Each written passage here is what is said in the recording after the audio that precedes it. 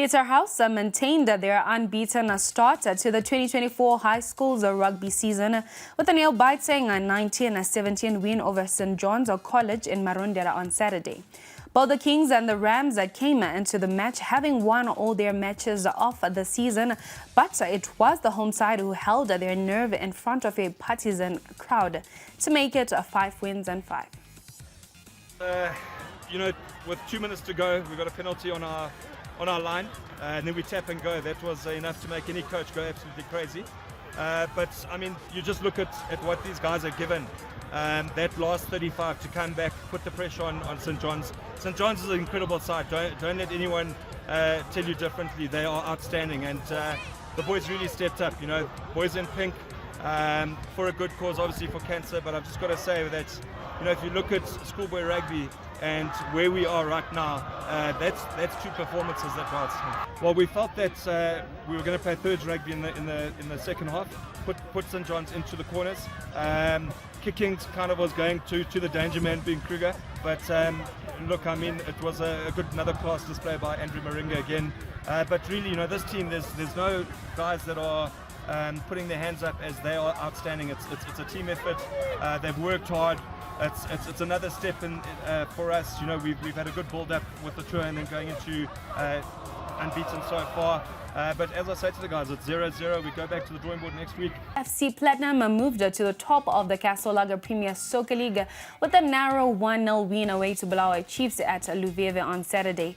Davison Maroa got the goal for FC Platinum as they leapfrogged Manica Diamonds into top sport with 31 points. FC Platinum coach Norman Mapieza was happy to pick up 3 crucial points on the road as the season edges closer to the halfway point.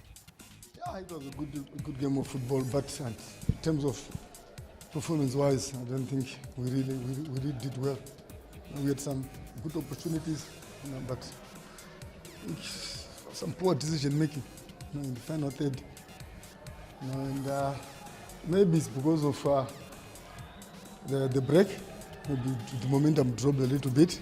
But look, at the end of the day, I think what was important was for us to come here, collect maximum points, and now focus on our next match. Yeah, it's now game number 50. 2 more games to go until we get to the midway of the season, half of the season. We just need to keep working hard. But like I said, performance-wise, I think it wasn't all that up to my liking, and maybe because of the break. Moving on, Manica Diamonds dropped down to 2nd place after they were held to a 1-0 draw away to Yadah at Hart Stadium on Saturday. Charles Tiagudo opened the scoring for the Gem Boys in the first half before Kamabilit leveled for the Miracle Boys in the second half. A lot was expected of Kamabilit when he joined Yadah at the start of the season. Now, despite injuries and suspensions, the former Kaizer Chiefs forward has lived up to the hype, scoring 5 goals for the Miracle Boys and sparking conversations around a possible Warriors return. In other results from Saturday's action in the PSL, Timon Machope scored a brace as Simba Bora comfortably beat RNL Movers 3-0 at Wazanai to maintain 3rd place on the log. Elsewhere, Obreo Chirinda scored on his first start for Ngezi Platinum Stars in a 3-0 win at home to Chicken Inn. Chirinda had missed the first 14 matches of the season due to a dispute between Dynamos and Ngezi over his contract. Now looking at Sunday's results, Highlanders were held to a 1-0 draw by Bikita Minerals at Barber Fields.